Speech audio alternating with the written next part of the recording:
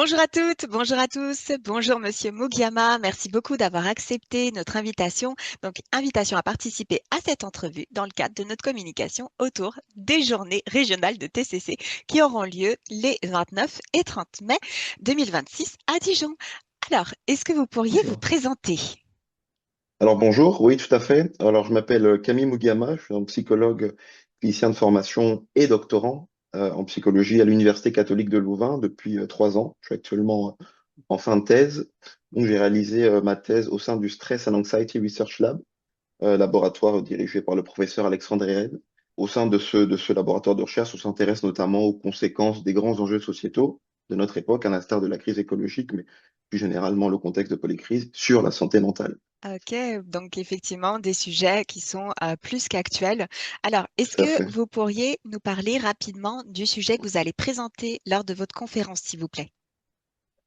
Alors, j'aurai le plaisir du coup de parler de mes travaux de recherche sur l'anxiété climatique, qui est donc cette détresse psychologique ressentie face aux conséquences actuelles, mais également prospectives de la crise écologique, de la crise climatique.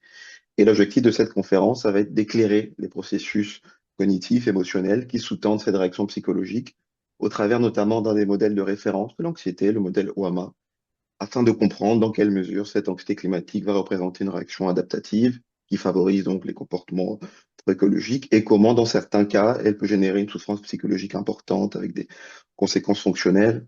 Donc, on va aborder spécifiquement le rôle de la mémoire épisodique future, comment les jeunes notamment se projettent dans ce futur qui est de plus en plus incertain, le rôle également de l'intolérance à l'incertitude, dans cette bascule entre une anxiété qui motive et une anxiété qui peut paralyser ou engendrer des conséquences fonctionnelles.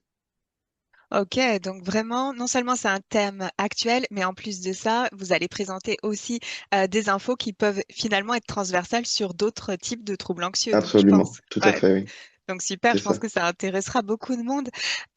Dites-moi, si vous aviez éventuellement un message à faire passer à nos auditeurs, auditrices qui seraient encore indécis, indécises, pour les encourager à s'inscrire, quel serait ce message? Alors, je dirais que si vous vous intéressez à la façon dont ces enjeux sociétaux majeurs de notre époque vont venir résonner avec notre pratique clinique, ça va être une formidable occasion de réfléchir collectivement à ces questions qui vont tous nous concerner d'une façon ou d'une autre dans notre pratique clinique, dans notre quotidien. Donc, ce sera une formidable occasion pour réfléchir collectivement à ces enjeux-là. Super. Bon, bah, merci beaucoup de vous être prêté au jeu de l'entrevue. Merci Merci à également. vous.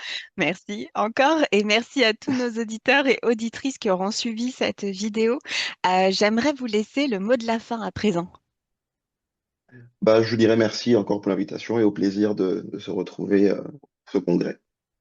Merci d'avoir répondu présent. Et puis, merci encore à toutes et à tous d'avoir suivi.